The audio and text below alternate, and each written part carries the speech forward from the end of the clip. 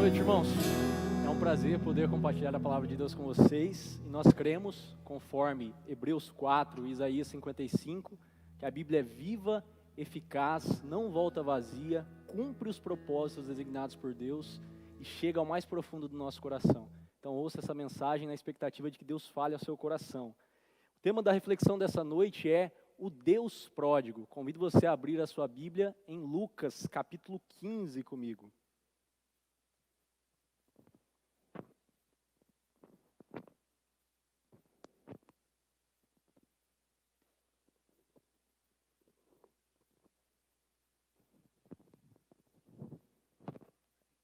Lucas capítulo 15. Nós vamos ler os versículos 1 ao 3 e depois do 11 ao 32. Diz assim: aproximando-se de Jesus, todos os publicanos e pecadores para o ouvir, e murmuravam os fariseus e os escribas, dizendo: Este recebe pecadores e come com eles. Então, lhes propôs Jesus esta parábola. Versículo 11. Continuou: Certo homem tinha 2 filhos. O mais moço deles disse ao pai: Pai, dá-me a parte dos bens que me cabe. E ele lhes repartiu os haveres. Passado não muitos dias, o filho mais moço, ajuntando tudo o que era seu, partiu para uma terra distante e lá dissipou todos os seus bens, vivendo dissolutamente. Depois de ter consumido tudo, sobreveio àquele país uma grande fome e ele começou a passar necessidade. Então, ele foi e se agregou a um dos cidadãos daquela terra, e este o mandou para os seus campos a guardar os porcos. Ali desejava ele fartar-se de alfarrobas que os porcos comiam, mas ninguém lhe dava nada. Então, caindo em si, disse: Quantos trabalhadores de meu pai têm pão com fartura, e eu aqui morro de fome? Levantar-me-ei e irei ter com meu pai, e lhe direi: Pai, pequei contra o céu e diante de ti. Já não sou digno de ser chamado teu filho. Trata-me como um dos teus trabalhadores. E levantando-se, foi para o seu pai.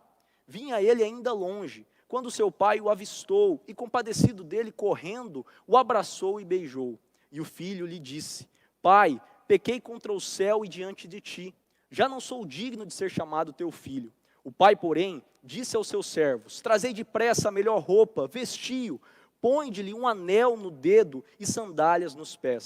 Trazei-me também e matai um novilho cevado. Comamos e regozijemo-nos, porque este meu filho estava morto e reviveu. Estava perdido e foi achado, e começaram a regozijar-se. Ora, o filho mais velho estivera no campo, e quando voltava, ao aproximar-se da casa, ouviu a música e as danças. Chamou um dos criados e perguntou-lhe o que era aquilo, e ele informou: Veio teu irmão, e teu pai mandou matar o novilho cevado, porque o recuperou com saúde. Ele se indignou e não queria entrar. Saindo, porém, o pai procurava conciliá-lo. Mas ele respondeu a seu pai: Há tantos anos que te sirvo, sem jamais transgredir uma ordem tua, e nunca me deste um cabrito sequer, para alegrar-me com os meus amigos. Vindo, porém, esse teu filho, que desperdiçou os teus bens com meretrizes, tu mandaste matar para ele o novilho cevado? Então lhe respondeu o pai: Meu filho, tu sempre estás comigo, tudo que é meu é teu.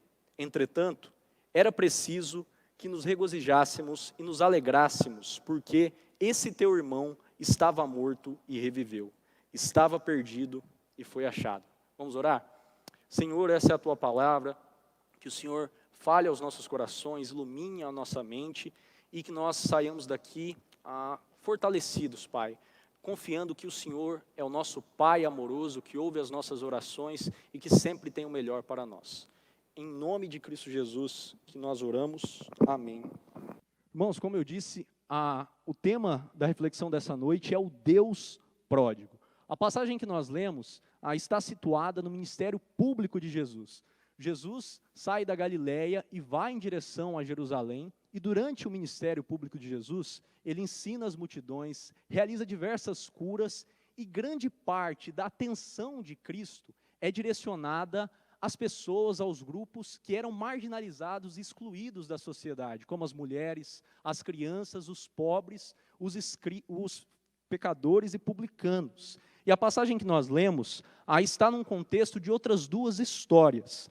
Os religiosos sempre criticavam e se escandalizavam com essa atenção de Jesus aos grupos desprezados. E como a gente leu no próprio versículo 2, eles, ao verem que os publicanos e os pecadores se aproximaram de Jesus para o ouvir, eles diziam: este recebe pecadores e come com eles.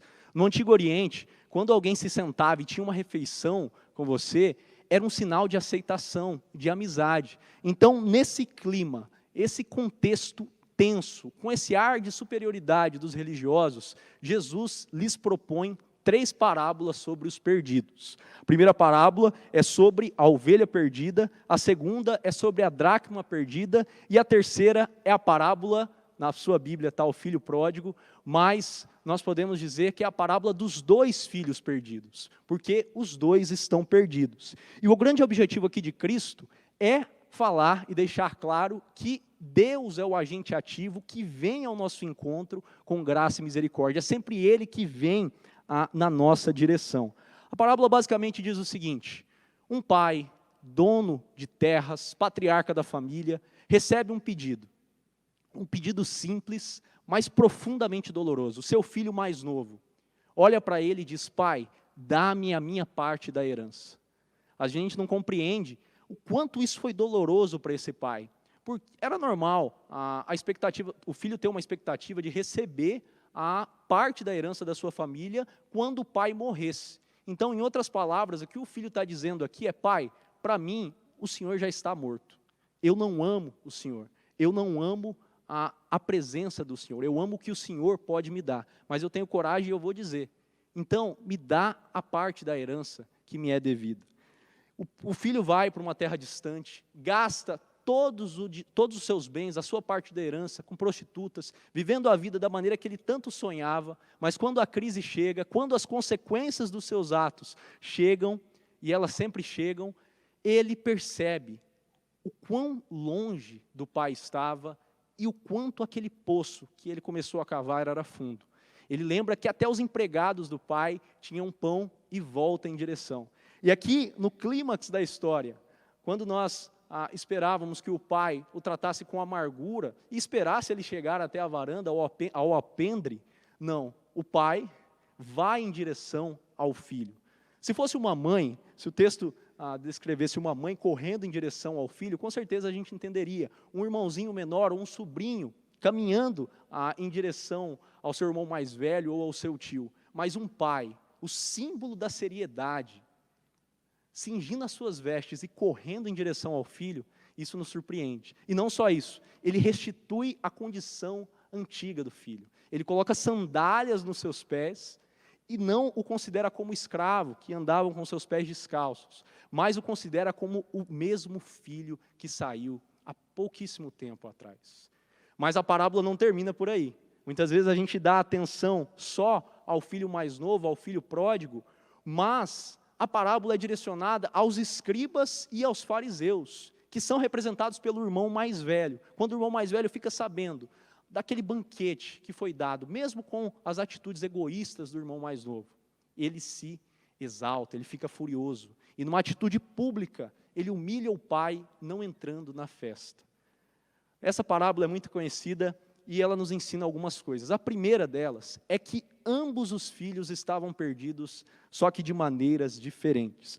Jesus, no versículo 11, diz: um homem tinha 2 filhos. O primeiro filho segue o caminho da liberdade, que na época de Jesus, o grupo que representava o primeiro filho eram os coletores de impostos e os pecadores. Eles não tinham nenhuma conexão com a religião ou com preceitos judaicos e buscavam viver longe mesmo, longe de qualquer instituição ou de qualquer tradição familiar. Eles viviam a vida da maneira que eles sempre queriam. E hoje também existem muitos filhos mais novos que rompem com qualquer tradição, com qualquer conceito familiar ou religioso e decidem viver da maneira que dá na telha. Mas o segundo filho também estava perdido, mesmo estando tão próximo do pai, tão próximo, mas tão distante. Jesus identifica o segundo filho como os escribas e os fariseus, os mestres da lei, que estudavam a palavra, oravam, ofertavam, davam o dízimo de muitas coisas, mas mesmo assim estavam distantes, porque ainda confiavam em si mesmos. E também existem irmãos mais velhos hoje, que agradam a Deus, buscam servir a Deus como um trampolim para conseguir algo. Irmãos, o coração desses dois filhos era igual. Os dois corações estavam encharcados de egoísmo. Por quê?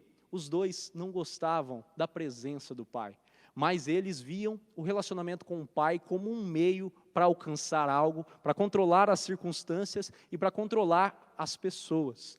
E como esse texto está fazendo um paralelo com Deus, a gente também pode fazer essa reflexão de o que nos motiva a nos relacionarmos com Deus.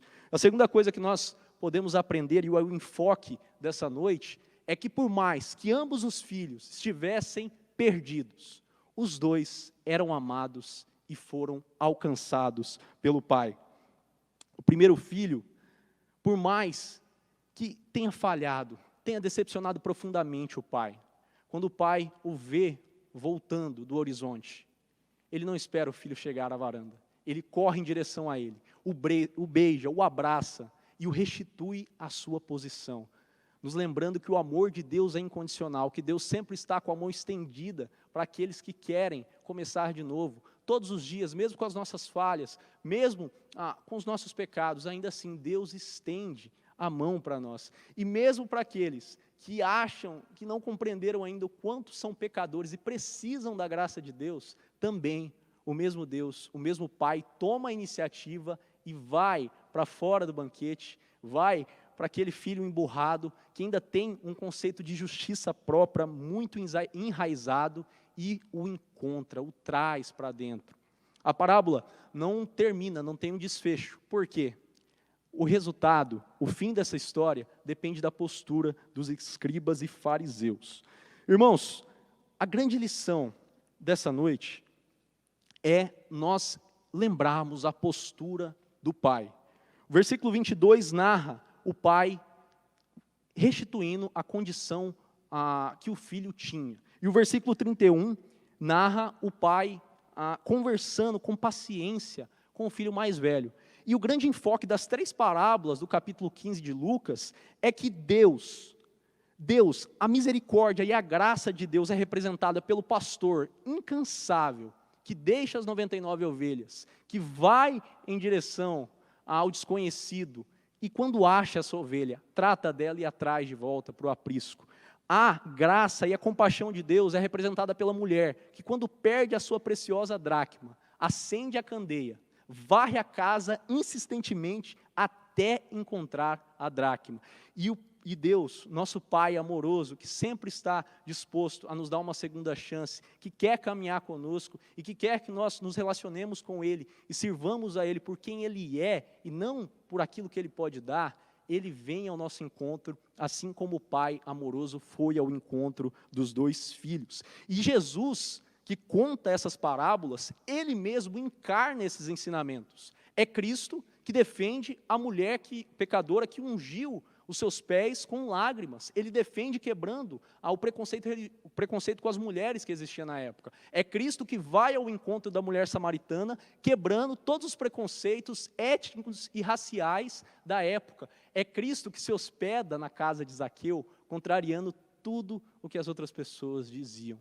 E na sua vida e na minha vida, nós que já fomos alcançados pela graça de Deus, não foi por a gente, foi o Pai que nos buscou primeiro. 1 João 4,19 diz, nós amamos porque Ele nos amou primeiro. E diante de tudo isso, eu queria deixar uma aplicação para nós aqui presencialmente e para quem nos assiste através das redes sociais. Muitas vezes quando um problema vem ao nosso encontro, a gente até responde com ânimo, com esperança, com garra, mas quando esse problema persiste, a gente tem a tendência de perder as energias e as forças para continuar lutando. Mas o melhor remédio para as nossas almas contra o desânimo, contra a insegurança, contra o medo das circunstâncias, é se lembrar quem o nosso Deus é, o quanto Ele se importa conosco e o quanto Ele já cuidou de nós.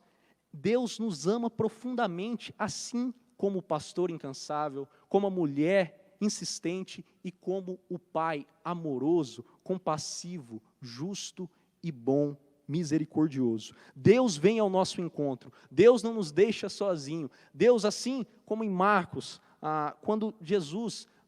quando Marcos vai narrar a tempestade, a segunda tempestade que os discípulos enfrentaram, Deus enxerga a dificuldade do nosso barco de remar e Ele vem ao nosso encontro querendo tomar a dianteira. Então, tome esse remédio, se relembre de quem Deus é, se relembre de quem você era e de como a graça de Deus te alcançou e quem você se tornou hoje. Se lembre do cuidado que Deus já teve com a sua família e que Ele prometeu que vai continuar cuidando. Se lembre de tudo que Ele já fez. Respire e deixe o amor de Deus oxigenar a sua alma para que você tenha forças para continuar correndo em direção à eternidade.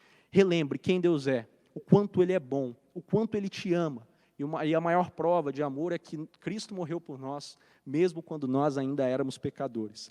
Relembre o quanto Deus te ama e se importa contigo.